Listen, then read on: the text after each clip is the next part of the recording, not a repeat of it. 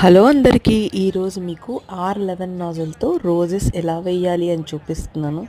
ఫస్ట్లో video on చేసాను అనుకొని చేశాను, చూస్తే ఆన్ అవ్వలేదు.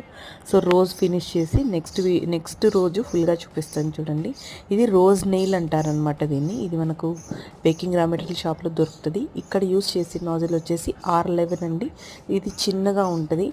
దీనికి 2 సైడ్స్ ఉంటాయి అన్నమాట. చిన్నగా ఉన్న టిప్ పైకి ఉండాలి, పెద్దగా ఉన్న టిప్ కిందకు ఉండాలన్నమాట. అప్పుడే మనకి ఇలా పెటల్స్ పల్చగా వస్తాయి. వీడియోలో చూపిస్తున్నాను కదా, ఒక లెఫ్ట్ నుంచి రైట్కి తీసుకెళ్ళాలి, లెఫ్ట్ టు రైట్ అలాగా ఫ్లవర్ని మొత్తం పెటల్స్ వేసేసి కవర్ చేయాలండి. కొంచెం అటు ఇటుగా అయ్యింది. ఇన్ కేస్ మీకు అర్థం కాలేదంటే కామెంట్ చేయండి, ఇంకోసారి ఇంకో వీడియో తీసుకొస్తారు మీ ముందుకి. మొత్తం కేక్ ఫైనల్ పిక్ లాస్ట్లో యాడ్ చేసిన రోజెస్ అన్నీ చూపించాను. ఉంటాను, బాయ్.